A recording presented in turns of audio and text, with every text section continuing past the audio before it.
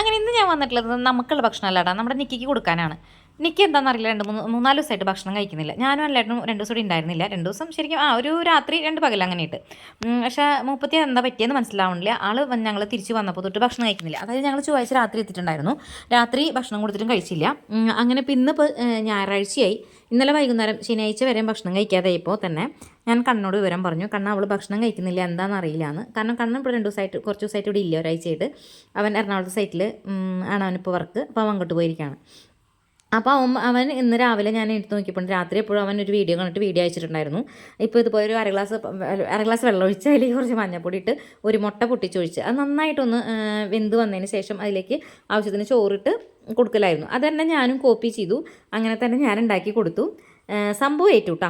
അവൾ ഈ 4 ദിവസം ഭക്ഷണം കഴിക്കാത്ത അവൾ ഈ ഭക്ഷണം ഈ കൊടുത്ത ചോറ് മുഴുവൻ കഴിച്ചു. ഞാൻ കൊണ്ടുപോയി ഇളക്കി ഇത് പാത്രമൊക്കെ എടുത്ത് പുറത്ത് വെച്ചിട്ട് അവളുടെ പ്ലേറ്റിലേക്ക് ഇടുമ്പോൾ തന്നെ അവൾ വന്ന് ഏറ്റൊക്കെ നോക്കി ഉഷാറോട് നോക്കുന്നുണ്ടായിരുന്നു മുട്ടയുടെ മണക്കേട്ടപ്പോൾ. ഇതിക്ക് മുമ്പ് ഞാൻ സാധാരണ മുട്ട പൊരിച്ചിട്ട് ഒരു ദിവസം കൊടുത്ത് നോക്കിയിട്ടുണ്ടായിരുന്നു, അവൾ കഴിച്ചിട്ടുണ്ടായിരുന്നില്ല. പിന്നെ തൈര് കൂട്ടി കൊടുത്തു, കഴിച്ചിട്ടുണ്ടായിരുന്നില്ല. മീൻ വറുത്ത് കൂട്ടി കൊടുത്തു, കഴിച്ചിട്ടുണ്ടായിരുന്നില്ല. എന്താ പറ്റുക? അപ്പോഴാണ് ഞാൻ അവനോട് പരാതിയായിട്ട് പറഞ്ഞത് നമ്മളൊന്ന് ഡോക്ടറെ കാണിക്കേണ്ടി വരും തോന്നുന്നു, ഭക്ഷണം കഴിക്കുന്നില്ല എന്നുള്ളത്.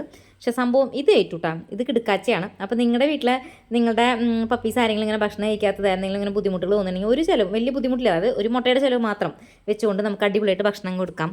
അപ്പോൾ എല്ലാവരും ട്രൈ ചെയ്തോളാം. Bye bye.